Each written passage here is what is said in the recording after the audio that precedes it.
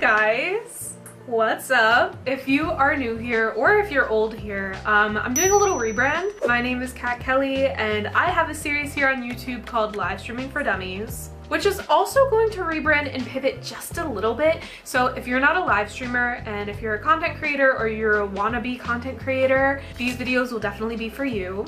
And if you are new here, please feel free to subscribe, like the video, and leave a comment. I read every single one. So without further ado, let's talk live streaming for dummies, the fall of TikTok. If you are in the US, TikTok can potentially be shutting down for us. It shut down for about 14 hours in January, so we got a little taste of what that's going to look like. Personally, I noticed a lot of people going to Instagram, but we'll get into that, what platforms to go to if you even need to. And this time around, TikTok can actually be shutting down on April 5th, 2025. So if you're a content creator or a live streamer on that platform, it's gonna hit you really hard. So to break it down, why is TikTok getting banned? Why Trump is pushing for it? What went down in Congress, and most importantly, how to protect yourself before it's too late.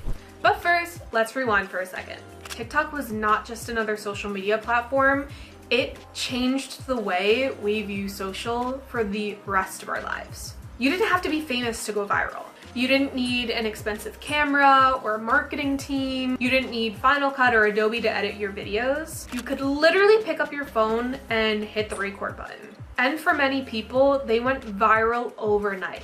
They saw millions of views, as did I on some of my TikToks. I started TikTok back in 2019 and it has totally changed my life. I started getting full-time jobs from my success on TikTok. I started a UGC business. And even my streaming career really did start on TikTok. Speaking of streaming, TikTok was a gold mine for streamers, and it still is. The reach on a platform like Kick or Twitch or even YouTube Live, as much as I love you YouTube Live, TikTok really brought in an influx of reach. Your lives would show up on people's For You page. It gave creators reach, a way to grow fast, and it also has a really great way to monetize. Not only do creators make money on the videos that they post, but if you're streaming on TikTok Live, people can just gift you very easily. A lot of streamers built their fan bases on TikTok Live. Like, for example, Happy Gal is somebody that comes to mind for me. She is huge on TikTok Live and she totally blew up there. And now she's successful on other platforms like Twitch. So why is TikTok in trouble? Let's talk a little bit about politics because there's a way bigger story that goes into those. The US government has had their eyes on TikTok for a very long time. We first saw this back in 2020 when Trump was trying to ban TikTok. They claim that because it's owned by ByteDance, a Chinese-based company, that it is a huge security risk. And the argument is that the Chinese government can access the US users' data on TikTok, regardless of the absolutely ridiculous hearings like this one. So, you said today, as you often say, that you live in Singapore. Of what nation are you a citizen? Singapore. Are you a citizen of any other nation? No, Senator. Have you ever applied for Chinese citizenship? Senator, I served my nation in Singapore. No, I did not. Do you have a Singaporean passport? Yes, and I served my military for two and a half years in Singapore. Do you have any other passports from any other nations? No, Senator. Your wife is an American citizen, your children are American citizens. That's correct. Have you ever applied for American citizenship? No, not yet. Okay. Have you ever been a member of the Chinese Communist Party? Senator, I'm Singaporean. No. Have you ever been associated or affiliated with the Chinese Communist Party? No, Senator. Again, okay. I'm Singaporean. And this clip too, this always boggles my mind. Mr. Chu, does TikTok access the home Wi-Fi network? Only if the user turns on the Wi-Fi. I'm sorry, I may not understand the So if I have question. TikTok app on my phone and my phone is on my home Wi-Fi network, does TikTok access that network? It will have to access the network to get connections to the internet, if that's the question. Is it possible then that it could access other devices on that home Wi-Fi network? Congressman, we do not do anything that is beyond any industry norms. I believe the answer to your question is no. It could be technical. Let me get back to you. Okay, I'd appreciate it if you can answer that. The government is really doing something about it. There's a very high chance that we will not be able to access TikTok in the US after April 5th. They passed a law forcing TikTok, or ByteDance more specifically, to sell TikTok to a US-based company. And if it doesn't, it's getting deleted. And you might be asking, Well, why don't they just sell it to a US-based company? That'd be so easy. There are so many problems with that. First off, ByteDance isn't even trying to sell it to a US-based company. Second, if it does get sold to a US-based company, the app will never be the same. There's a lot of people talking about how they want to sell to Meta, and to be honest, ByteDance knew exactly how to get that algorithm in the right place. Meta hasn't figured that out.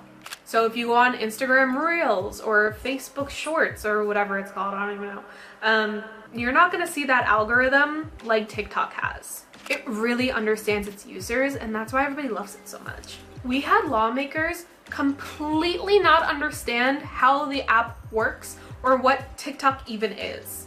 I saw during the hearing once, somebody was saying that TikTok, you have to like put your thumbprint in TikTok to log in. Who has a thumbprint reader on their phone anymore? That man does, because he lives in 2012, which is so crazy to me, but here we are. Or when they asked if TikTok connects to your home Wi-Fi, because that actually happened. They asked the CEO of TikTok, TikTok connects to your home Wi-Fi.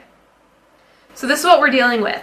Anyway, as ridiculous as it sounds, we still are on a countdown, and we need to pivot, and we need to figure out ways to diversify our content. This is what it means for streamers and content creators. Losing TikTok means if you only post or live stream on TikTok, your audience is disappearing overnight. You are going to start from absolute zero without being able to access your old community on TikTok. The people who showed up on your TikTok streams may not follow you to a different platform if you're not actively telling them to go to your new platform. And I understand, switching to Instagram or YouTube may not be so simple. There are different strategies in play for different platforms. Totally understand that.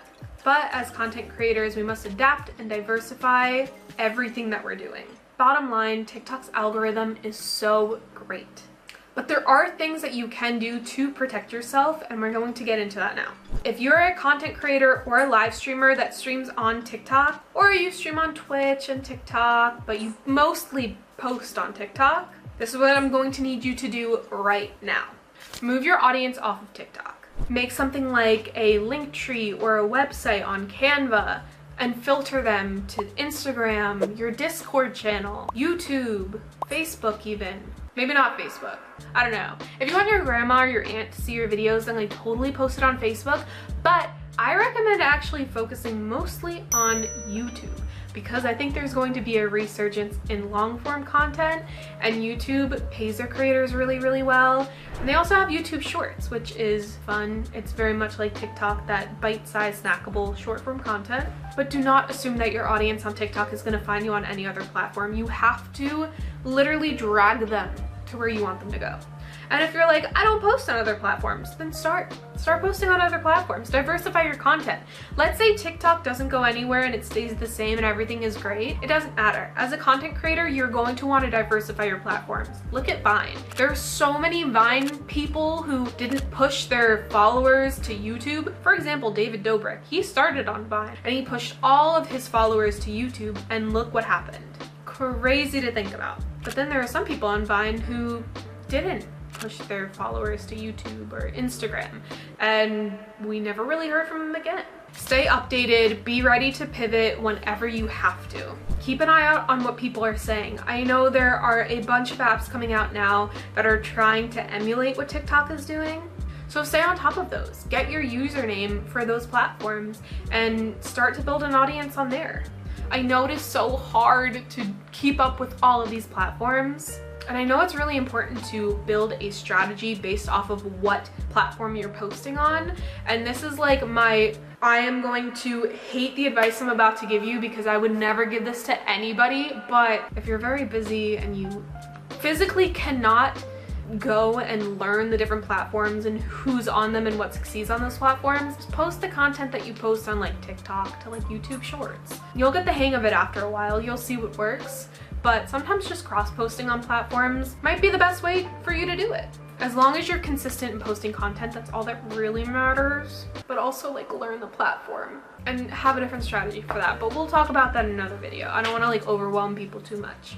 Now listen, I'm not saying that TikTok is completely doomed. There is a chance that ByteDance sells to a US-based company and the algorithm stays the same and everything stays the same, but it is always important to diversify your content. And right now the writing is kind of on the wall. It's not looking great.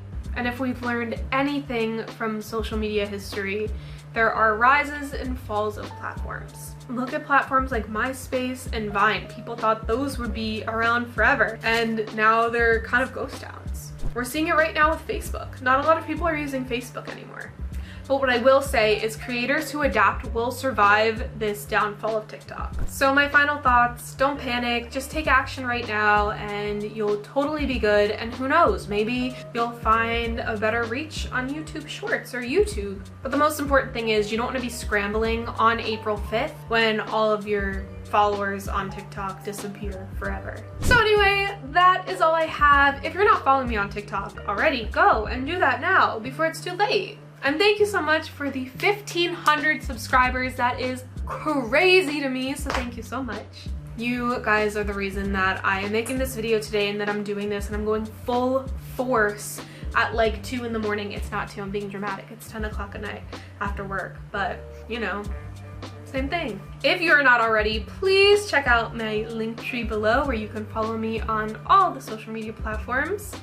And if you're not already, subscribe to this channel, give it a like if you liked it, and drop a comment below. What do you think is going to happen with TikTok? Do you think it's going to get banned, or do you think this is just another scare/control tactic? I cannot wait to talk to you guys in the comments, and I will see you guys in my next video. Bye!